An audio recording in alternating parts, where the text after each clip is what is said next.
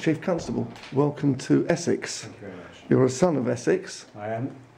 During your first 100 days, do you plan to pay impromptu visits to various departments and ask officers, what do you do? I do, and I have started already. One of the most important things for me is getting my feet on the floor, understanding what local officers, local communities, PCSOs and local partners are feeling. I've also made sure that after Chief Officer Group meetings that we're going to go back to the shop floor and we're going to spend time on patrol, in front offices, in custody, reminding ourselves of the challenges that our staff and officers are facing. One of the challenges, the role of PCSOs. Now PCSOs, I've found, are able to walk streets and sniff the air, leading to some very interesting hauls of cannabis, for instance. Their approach on bicycles and on foot, catch criminals wrong-footed. Why are they under threat? I'm not sure they are under threat. I was out on patrol with the PCSO yesterday, and your description of somebody being on a bike in a shopping area, approaching a PCSO and getting off within 100 metres is exactly the level of respect they gain. I had people giving the PCSO intelligence, and he gave me advice when we saw an incident taking place about what the nature of those individuals were. PCSOs are a central part of local police in Essex. I'm not sure the nature of the threat you refer. Do you know that over 90% of combined Essex and Kent departments are headed by a Kent officer? I didn't. I'm not sure that's an accurate statistic. What I do know is that I visited the serious crime team yesterday. I've worked with some of the officers in Kent in different forces, and that the benefits of two strong, confident forces coming together, where there's true sharing of ideas, can result in some pretty powerful effects. The serious crime team that I got briefed by yesterday have delivered some outstanding benefits to the people of Essex, and I will make sure that the people of Essex have a balanced representation where it's appropriate in that process. Do you know of the allegations of police corruption that are currently on the internet relating to the death of Lee Boltwell? I know there's an incident in relation to Mr. Boltwell. Clearly that's currently being investigated. I do know, and I'm not referring to that incident, my status, my belief around the integrity of policing and the need for us to have integrity if we to have confidence in communities is utmost. So I'm unaware of the nature of what you've just referred to.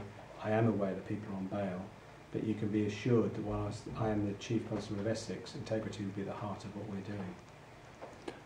Have you ever blown the whistle on a corrupt police officer colleague during your career?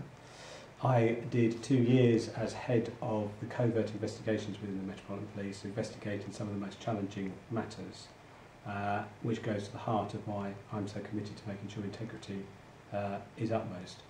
And people who would consider whistleblowing around corruption need to know that where it takes place, I will support whistleblowing and I will positively understand what's gone on. We hear a lot, certainly on the internet, about drone warfare and drones now being used by police forces in America. Have you got any views on drone surveillance techniques? I don't. I know we're part of the National Air Services now and that we have helicopters. I do know that when it comes to surveillance, we need to show people what we're doing, how we're doing it, and why we're doing it. So surveillance is a necessary tool in the police armoury, but it needs to be done in a way that is transparent and people understand how we do surveillance and why we're doing it. With serious criminality, on occasions, even with criminal damage where there is repeat offending and we can't have an officer standing by, you know, surveillance technology can be useful, but it's got to be in the right way. Thank you very much for taking the time to come in and see us today. I had 4 days wandering around force, having a look at different people doing their different jobs. Essex Police is not new to me. My father served here, and the reason I joined policing was back in 1984 as a young student worker, was stood on a grass verge near Waterhouse Lane, and I witnessed a chap with a leather jacket and a hat come walking towards me, and he suddenly pulled this old revolver from his jacket, and he bundled a postman into the van, and at the same time a chap came from the front of the van and it had a gun as well, and they both pushed this chap in. Now, not wishing to join the police, I was immediately angry at what this bloke was being put through, and I ran into the post office and gave commentary about what happened. To show my age, the getaway car was a beige Ford Cortina, Mark 4. But these guys shot at the police officers who chased them. The officers recovered £100,000 in those days, which was a lot of money. And I got taken to Chelmsford Police Station as the lead witness to hear my father's cough down the corridor, who was the DI there at the time. I gave evidence. There were some pretty serious criminals, and what I realised was I had a conversation with some of the Essex detectives. I hate criminals, I hate bullies, and from that moment I decided I wanted to become a police officer.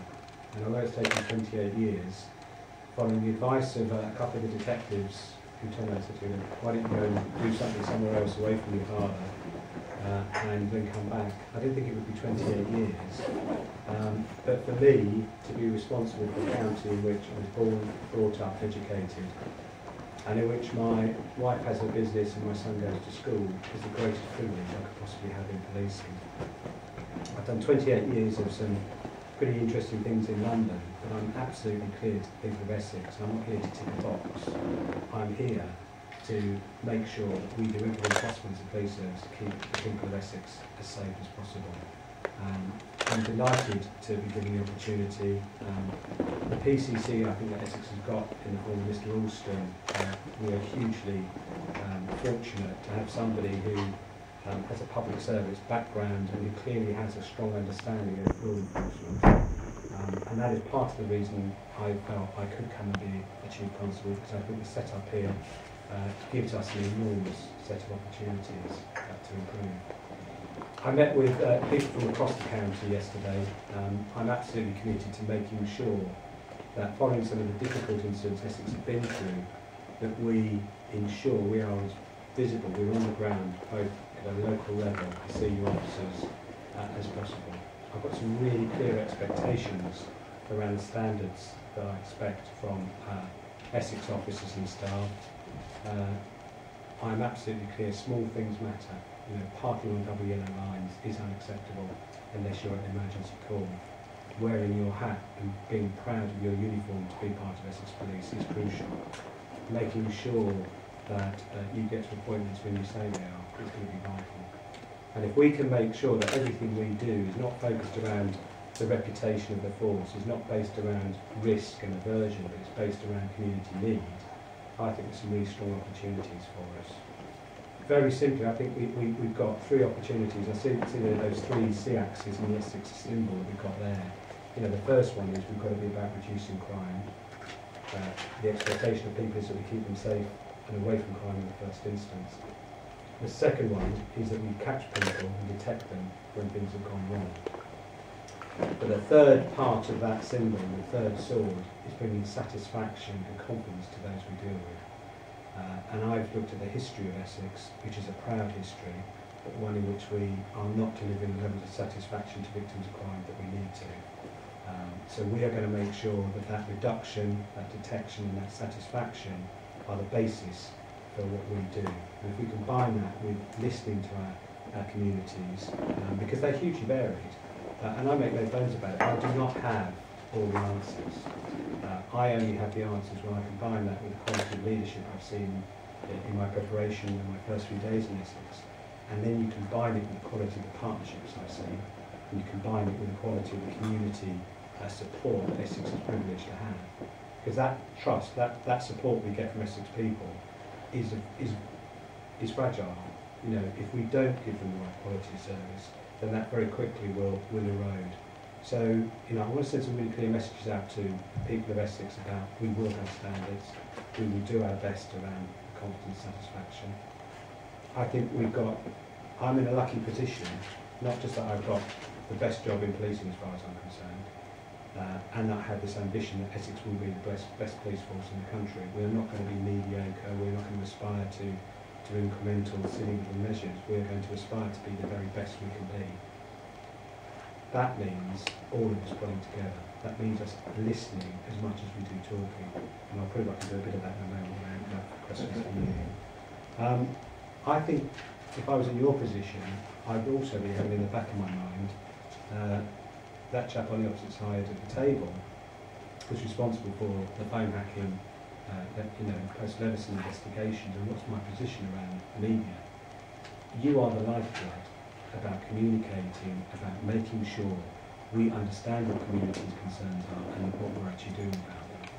I trust and like the vast majority of journalists. I had a difficult job to do, which I think I was doing very effectively. I want my officers to give you regular briefings. I want them to include you in an appropriate way. I want us to have a strong, constructive and occasionally humorous relationship, because actually that's when you get the stories that you need, we get the appeals and we get the witnesses and we get that sense of community that we strive for. So please do not think my experience of Leveson or phone hacking means that I've got this perception of journalists or I've got this negativity. I haven't in any way, shape or form. I think when we work well together, we really do add value to what communities need. So if there is anything in the background, equally, I would ask you to be conscious that there are some outstanding trials on that, so I would not go into any details as to my previous force. But if you do want to just ask any questions about how I want my officers to conduct themselves in terms of briefing you and keep you informed, please feel free. So 4 days in, what have I seen? Huge commitment, huge energy, a real passion to move on from some of the struggles of the reductions that Essex have got ahead of the game in delivery. I think that shows real quality of leadership across the board that they've got ahead of the game. They've identified the most significant sections of the savings that need to be done. We know comprehensive spending review 15 and 16 is around the corner. We know there are difficult decisions. But actually that's the test of our leadership, is actually as we go into that, how do we communicate with community, what do they want, how do we make sure we deliver the PCC's vision, but at the same time, if we have to stop doing something, how do we talk through that with people and explain why? Because there's clearly a limit to how many cuts and how much can go on. Point being is, there are many opportunities to improve, develop and get things as good as they can be. But I'll be a fool to say that there aren't tough times ahead. And that's part of the challenge of taking on leadership role in policing at this time.